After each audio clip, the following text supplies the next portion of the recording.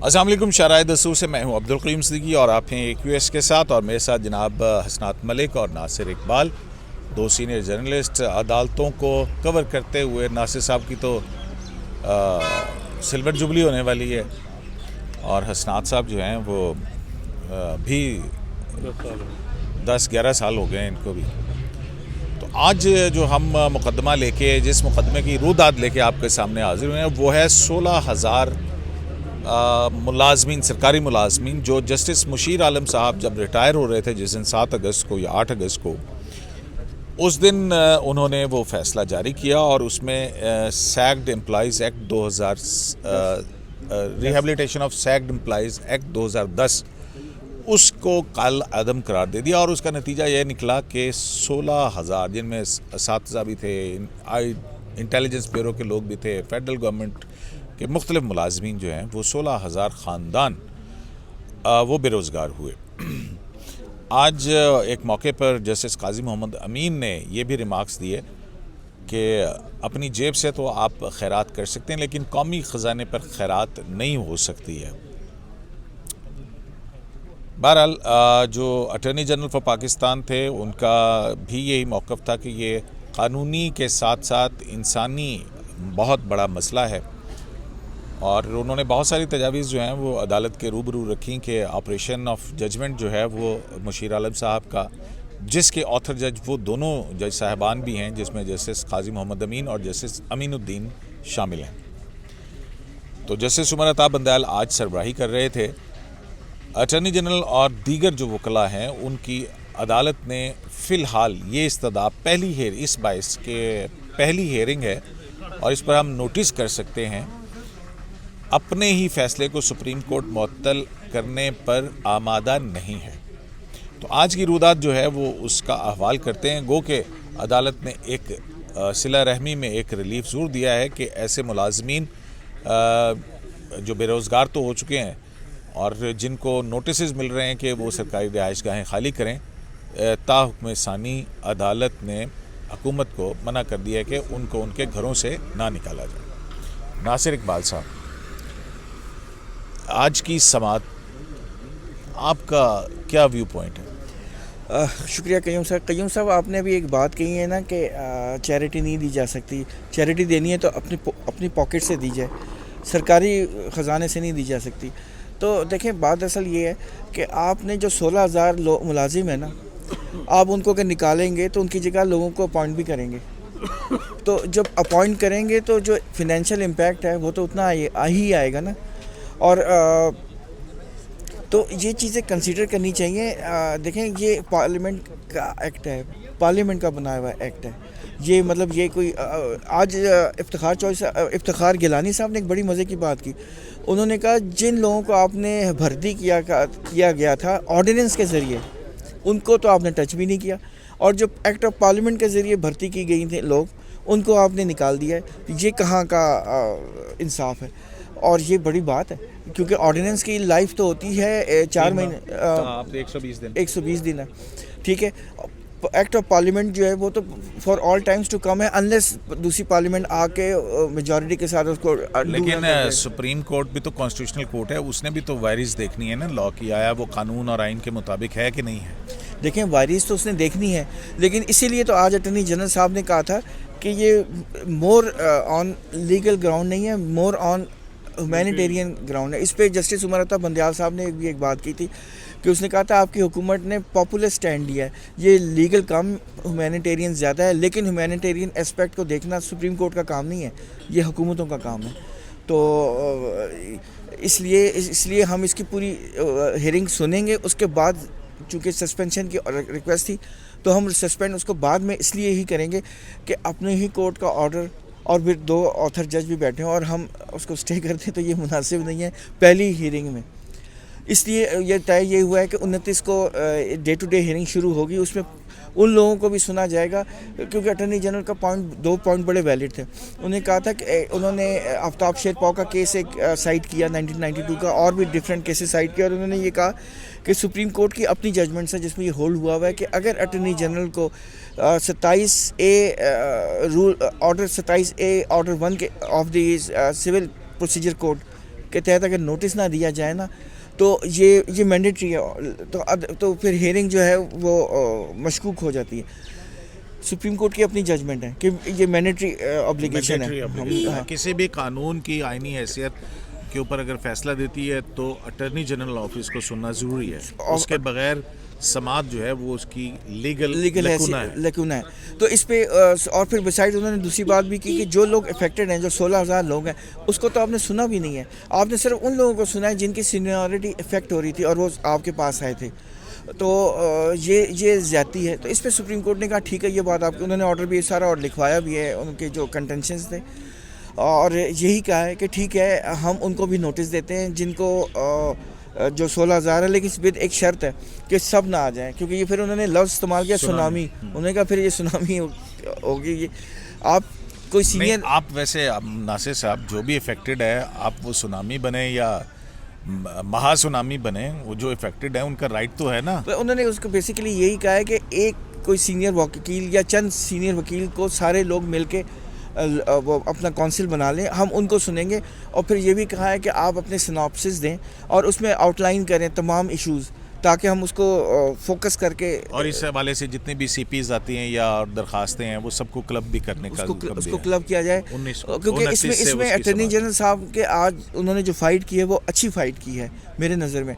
उन्होंने बेसिकली यही कहा है, देखें कयूम साहब, आप भी आज सुप्रीम कोर्ट आए, मैं भी आज सुप्रीम कोर्ट आया हूँ, उस कोने से लेके जहाँ ये शराय दस्तूर के ऊपर एंड तक लोग बैठे थे वो बेचारे। आज इतनी ही बड़ी तादाद में पुलिस फोर्स के जवान भी जो हैं वो यहाँ इधर तैनात थे। बिल्कुल, और उन्होंने बाउट बाइज लगाई थी ताकि वो सुप्रीम कोर्ट को क्रॉस ना कर सकें, लेकिन बहुत सारे लोग फिर भी आ गए। कहने का ये मकसद है कि लोगों को देख के तरस तो आता है यार, at the verge of retirement में आपको ये पता लगा कि जी आपकी नौकरी गलत है और आपको कोई पेंशन बेनिफिट नहीं मिलेंगे, और जो तनख्वाह आपने ले ली है वो भी हो सकता है वापस करनी पड़ जाए। तो ये एक बड़ा सीरियस इशू है। अपना हसनात साहब, लीगल प्रोसीजर है, लीगल प्रोसीजर तय हो सकता है, कानूनी आइनी नुकात जो हैं वो उस पर आप ज़ाहिर है कॉन्स्टिट्यूशनल कोर्ट्स जो हैं वो जो कानून को देखती हैं कि कलअदम हो सकता है या रह सकता है, लेकिन ये रिमार्क्स देने के जी कौमी ख़जाने से खैरात नहीं हो सकती चंदे के ऊपर, मतलब आप क्या मैसेज देना चाह रहे हैं? एक तो आप लोगों को बेरोज़गार कर रहे हैं और ऊपर से आप ये कहना चाह रहे हैं कि जी एक आप खैरात के ऊपर गुजर बसर करें या ना करें, कि हम नहीं आपको वो करेंगे। ये किस ऐसी बात करनी चाहिए जजेस की तरफ से? बिल्कुल मेरिट और ट्रांसपेरेंसी की बात तो करनी चाहिए, लेकिन फिर लोग अब फिर बाहर वकील जो बात कर रहे थे वो भी कह रहे थे कि फिर सुप्रीम कोर्ट के जजेस को जो एम्प्लॉइज़ की हाउसिंग सोसाइटी में जो 1-1 लाख रुपए, 4,40,000 रुपये जमा कराया कयूम साहब एक प्लाट का, और मालियत है 2 करोड़ रुपए। तो यहाँ भी ट्रांसपेरेंसी होनी चाहिए। और 2-2 प्लाट जिस तरीके से D12 में प्लाट मिले हैं वो उनकी भी ट्रांसपेरेंसी होनी चाहिए कि 16 लाख रुपए जमा कराए हैं। 10 सेक्रेटरीज़ ने, फॉर्मर सेक्रेटरीज़ ने, आज़म खान साहब जो principal secretary to prime minister, असल मास्टरमाइंड उसके D12 की सारे प्लानिंग के वो हैं, और 2 जजेस को दिए, 16 लाख रुपए जमा कराएंगे और 5 करोड़ का प्लाट है। तो यहाँ भी ट्रांसपेरेंसी होनी चाहिए। इसके अलावा और भी जो मामलात हैं उनमें भी सारी ट्रांसपेरेंसी होनी चाहिए। तो सारी बात बिल्कुल ठीक है, लेकिन वो जो बात हो रही थी वो ये है कि जी जो मुझे लग रहा है कि जस्टिस उमर अता बंदयाल जो बेंच की लीडिंग, उन्होंने पूरी कोशिश कर रहे थे कि किसी न किसी तरह रिलीफ मिले, और मतलब उन्होंने पूरी ट्राई की अपनी तरफ से। तो जो मुझे लगा कि दूसरे जजेस भी उन्होंने कहा जी हम ओपन माइंड से बैठे हैं, हम रिलीफ देंगे या जो भी केस बनेगा, अगर हमसे गलती हुई तो करेंगे। लेकिन आज वो नहीं चाह रहे थे कि ऑपरेशन सस्पेंड हो। मेरा ख्याल है कि वो आज पे रुके हुए थे कि आज सस्पेंड ना हो। अब इसमें क्या लॉजिक थी? मेरा ख्याल है कि फ़ाइनल फ़ैसला, उम्मीद यही हो की जा सकती है कि ये फ़ैसला कहीं ना कहीं कोई रिलीफ मिलेगा लोगों को, उन लोगों को जिनको एग्रीव कर दिया, जिनको सुना भी नहीं गया। अब ये आज अटॉर्नी जनरल साहब ने कहा कि 16,000 एम्प्लॉइज़ जो फारिग किए हैं इनको नोटिस भी नहीं किया, अटॉर्नी जनरल को नोटिस नहीं किया गया। स्टेज अमूमन ये होता है कि लॉ जब लेजिस्लेशन अदालतें देखती हैं कि वो बरकरार है, यानी और जो कानून है उसको बरकरार रखा जाए, हर चीज़ स्ट्राइक डाउन ना किया जाए, अमूमन ये होता है। लेकिन इस केस में नहीं, और 20 महीने जो है जजमेंट जो है रिजर्व रखा गया फैसला, और मुशीर आलम साहब ने, तो वो ये सारी चीज़ें। अटॉर्नी जनरल ये भी कहा कि जनाब कुछ तो ऐसे लोग थे जो बिल्कुल रिटायर होने वाले थे, और फिर अब जो है ना रोज़ाना कोई ना कोई ख़बर आती है कि जो लोग बेरोज़गार हुए उनमें से, बल्कि वहाँ से पीछे से आवाज़ आई कि 12 के 14 लोग जो हैं वो मर भी चुके हैं इसके बाद। 300 कुछ कहा था। कितने? बिल्कुल 20 लोग। वही मैं कह रहा हूँ 20 कि मेरिट ट्रांसपेरेंसी जजेस की अपॉइंटमेंट पे भी होनी चाहिए। सीनियरिटी पे अगर जूनियर जजेस को लाया जाए तो उस पर भी देखा जाए कि सुप्रीम कोर्ट में अगर जूनियर जज आ रहा है तो वहाँ भी ट्रांसपेरेंसी और मेरिट का लिहाज रखना चाहिए। सारी चीज़ें हो रही हैं, लेकिन मैं वही कह रहा हूँ कि आज बेंच इंक्लाइन 2 जजेस नहीं थे। जस्टिस बंदयाल साहब क्यों बंदा गए, उन्होंने पूरी एफर्ट की कि यार कहीं ना कहीं आखिर में फिर ये होगा कि उनको घरों से ना निकाला जाए। तो इससे उम्मीद की जा सकती है कि जो है वो जो है कहीं ना कहीं कोई ना कोई रिलीफ मिलेगा। पूरा रिलीफ नहीं मिलेगा। अब ये एम्प्लॉइज जो थे ये खुद आए यहाँ, ये मामला कोई प्रमोशन के लिए आया, ये मामला ही नहीं था। मामला इस्लामाबाद हाई कोर्ट में था तो इन्होंने कहा जी प्रमोशन। अब ये बात भी ठीक है, जिस तरीके से इन लोगों को भर्ती किया गया पीपल्स पार्टी दौर में और मेरिट की धज्जियाँ बिखेरी गई, ये भी इसमें कोई शक नहीं। और बहुत से एम्प्लॉइज़ वो लोग थे जो 2008 में जब बहाल हुए 1 महीने के लिए आए, उन्होंने बैक बेनिफिट पैसे लेके फिर चले गए। ऐसे लोगों की भी इंक्वायरी होनी चाहिए। असल में ये बात उन्होंने ठीक किया है। वो असल में बात कर रहे थे नैयर बुखारी साहब की बात, तो नैयर बुखारी साहब को ये भी देखना चाहिए जो पीपल्स पार्टी का स्टाइल है। अब ये हालात और एनवायरनमेंट चेंज हो गई है, अब मेरिट पे चीज़ें आ रही हैं, बात हो रही हैं। अब 2 जो बड़े इश्यूज़ हैं पीपल्स पार्टी के जो गवर्नमेंट एंटिटीज़ जो मिनिस्ट्रीज़ हैं भर दो जी एम्प्लॉइज़ के साथ, चाहे वो जगह है या नहीं। दूसरा जी प्राइवेटाइजेशन नहीं होनी। ये 2 मेन इश्यूज़ हैं। पीपल्स पार्टी को भी अपनी जो पॉलिसी है उसको रिव्यू करना होगा। सारे ठीक है जी, आप प्रो लेबर हैं, लेकिन ये तो नहीं है कि आपने गवर्नमेंट के सारा बेड़ा गर्क कर दें आप तो नहीं। इसमें आप दें पीटीआई और नून लीग को थोड़ा क्रेडिट दें। पंजाब में शहबाज शरीफ साहब ने जो पुलिस की भर्तियाँ की, टीचर की भर्ती की, वो मेरिट था, काफ़ी मेरिट रखा। पीटीआई ने भी काफ़ी आप कहें कि मेरिट पे। अब पीपल्स पार्टी को भी थोड़ा सा इनसे सीख के ये चीज़ें नहीं करनी चाहिए कि जो मिनिस्ट्रीज़ हैं उनको भर दें एम्प्लॉइज़ के साथ। और तो फिर पॉलिटिकल पहलू है ना, लीगल पहलू जो है, तो देखिए लीगल भी तो यहाँ ही निकल गया था ना। एक्ट ऑफ पार्लियामेंट आप देखें, ये तो नहीं है कि आप अब एक सिंपल से करके, और वो लोग जो एम्प्लॉइज आए हैं वो भी सिविल सर्वेंट जो एक प्रोसेस से हैं, उनकी प्रमोशन ऑर्डिनेंसेस के जरिए से आप जो है वो चेयरमैन नैब की रीअपॉइंटमेंट और फिर उसकी कंटिन्यूएशन, ये भी देखें, ये आप करते रहे। ऑर्डिनेंस फैक्ट्री जो आपने लगा के रखी हुई है, हुकूमत एक और ऑर्डिनेंस ले आती अगर इतनी कयूम साहब। कॉन्स्टिट्यूशन में सुप्रीम कोर्ट मतलब आप जो पार्लियामेंट में कोई एक्ट पास होता है तो आप उनके ख़िलाफ़ कोई आप किसी किस्म की भी ना इम्प्रेशन नहीं क्रिएट कर सकते या ये ले सकता है कि जी उन्होंने ये मेलाफाइड इंटेंट के साथ किया है। ये आपको कॉन्स्टिट्यूशन बार है। पार्लियामेंट जो काम करती है ना, आप उनको ये। लेकिन नासिर साहब, जस्टिस उमर अता बंदयाल साहब ने अटॉर्नी जनरल पाकिस्तान से ये भी कहा कि आपने वो लीगल ग्राउंड्स तो ली ही नहीं है कोई ऐसी कि जिसकी बुनियाद के ऊपर आप इसको डिफेंड कर सकें। तो आप आ तो गए पॉपुलिस्ट अप्रोच के जरिए से आ गए आप। नहीं, अटॉर्नी जनरल के आर्गुमेंट होंगे। मैं तो उमर अता बंदयाल साहब की बात करूं तो ये उन्होंने क्यों कहा? नहीं, लेकिन देखें अटॉर्नी जनरल साहब ने साथ ये भी तो कहा है ना, आज उन्होंने असल में पॉइंट ही 2-3 लिए ना, वो तो जब आर्गूमेंट शुरू होंगे तो मज़ीद वो बात करेंगे। उन्होंने आज ये क्लियरली कहा था कि जो मेरा मेन एम्फेसिस ही वो यही है कि आपने अटॉर्नी जनरल को नोटिस ही नहीं दिया। जब अटॉर्नी जनरल को नोटिस नहीं दिया और आपकी अपनी जजमेंट ये कह रही है विदाउट हेयरिंग है। हाँ। तो अभी जस्टिस काजिफा ईसा के केस में मिसेस रीना ईसा की जो रिव्यू पिटीशंस एक्सेप्ट हुई हैं, उनकी बुनियादी वजह भी यही थी। एग्जैक्टली तो कहने का मतलब, लेकिन उन्होंने कहा था कि ये केस ज़रा डिफरेंट है, वो केस ज़रा डिफरेंट है, आप उन दोनों को मिक्स नहीं कर सकते। और बिसाइड्स ये कि जो आफ्ताब शेरपाव का केस है वो शायद 12 जज का केस है, 12 जजेस थे बेंच में, तो वो बड़ा लार्जर बेंच था। तो यही मतलब जस्टिस काजी मोहम्मद अमीन जो हैं उन्होंने भी यही इनेबिलिटी जाहिर की कि यूसुफ रज़ा गिलानी केस के अंदर सुप्रीम कोर्ट के फैसलों के हवाले से जो असूल कानून तय हो चुके हैं, हमने उसको भी देखना है।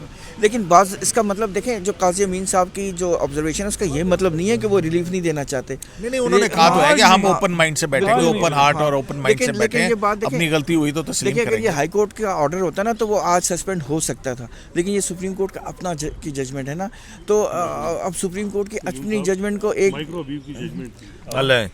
मैं मानता हूँ वो है माइक्रोवेव के, लेकिन ताकतवर थे। अच्छा जी, वो ताकतवर थे जी, इसलिए याद है प्ले ग्राउंड पे कब्जा। ऑथर जज जो है वो पेशावर में थे और पीछे से स्टे कर जवाद ख्वाजा साहब थे, तो इफ्तिखार मोहम्मद चौधरी साहब, खालिद अनवर साहब आए, उन्होंने कहा जी क्या, हाँ जी ये मामला है तो ठीक है सस्पेंड कर देते हैं। और 2015 में फिर रिव्यू रिजेक्ट हुआ, 5 साल, 2009 में फैसला आया था, 6 साल जजमेंट सस्पेंड रहा वो जो क्यों, लेकिन वो ताकतवर थे, ये बात भी है। तो सुप्रीम कोर्ट में प्रेसिडेंट हैं, क्या क्या प्रेसिडेंट हैं इवन रिव्यू में, तो ये नहीं है कि वो प्रेसिडेंट तो बहुत हैं, मतलब है कि one constitution avenue regularise, Banigala regularise, Nasla tower बारूद से उड़ा दो। हाँ, बारूद से उड़ा दो, मतलब ये देखें, वो ही मैं कह रहा हूँ कि प्रेसिडेंट को फॉलो करना जरूरी नहीं होता, हर प्रेसिडेंट को फॉलो करना जरूरी नहीं होता। अमूमन हमने वो देखा जो है कि वो हमने एक लफ्ज़, अब याद होगा जब पनामा की हियरिंग हो रही थी तो हमने एक लफ्ज़ इस्तेमाल किया था, एकाइल्स हील्स। कुछ प्रेसिडेंसीज ऐसे भी होते हैं जो इसको क्या कहते हैं, पता नहीं क्या, हाँ, पैरों में जो कांटा लग जाए तो तकलीफ होती है ना, तो वो कुछ ऐसी बातें भी होती हैं। तो हर चीज़ को आप फॉलो नहीं कर सकते। देखिए, हर चीज़ को मतलब सुप्रीम कोर्ट टॉप कोर्ट है ना, इसके बाद तो आपको कहीं से इंसाफ नहीं मिलेगा, एहतियात तो करनी पड़ती है ना। लेकिन और ये बात भी है कि फाइनेंशियल इम्पैक्ट गवर्नमेंट पे आना है। हाँ। अच्छा, एक और केस भी चलें याद करते चलते हैं, वो जजेस की मरात वाला केस था। एक फैसला हुआ, फिर रिव्यू आया, फिर रिव्यू के ऊपर रिव्यू आया। वो जजेस की मरात, पेंशन और ये तो सारा कुछ है। और अगर आप हाई कोर्ट के जज के तौर पर अगर आप रिटायर हो जाएं और फिर आपको सुप्रीम कोर्ट का जज बना दिया जाए तो आप ये लोगों को कहेंगे कि आप चंदे और खैरात, ये मतलब मैं ये जो बात है ना, ये इस तरह मेरा पॉइंट ऑफ व्यू यही है कि स्वीपिंग स्टेटमेंट्स नहीं देनी चाहिए। ये जजेस का काम नहीं है।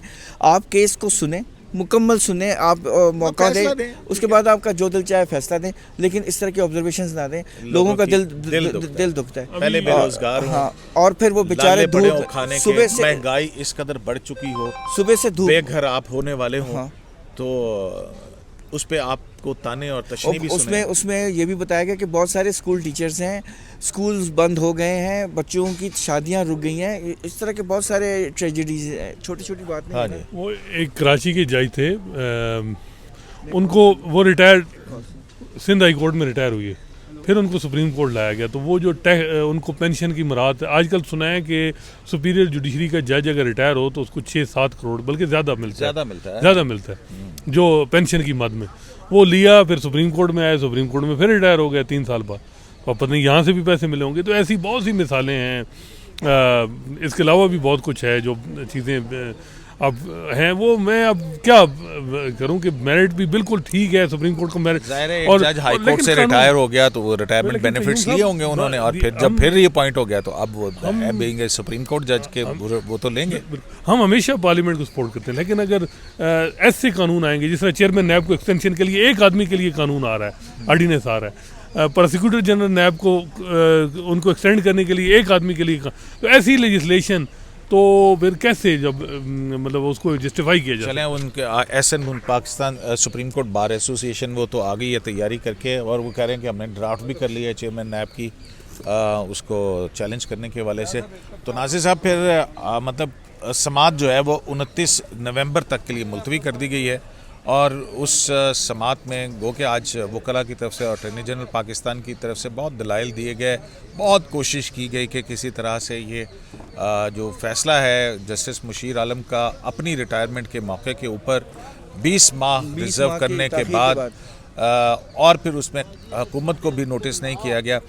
आज जो है वो अटॉर्नी जनरल पाकिस्तान को अदालत ने नोटिस कर दिया है, तो वो एक जो लीगल लुकुना था वो तो चलें, वो तो मेरे ख्याल में उसको तस्हीह करने की कोशिश की जा रही है। अब देखते हैं कि आइंदा समाअत पर वो कि अदालत ने कहा है कि इसकी रोज़ाना की बुनियादों पर समाअत होगी 1 बजे से 3 बजे के दौरान।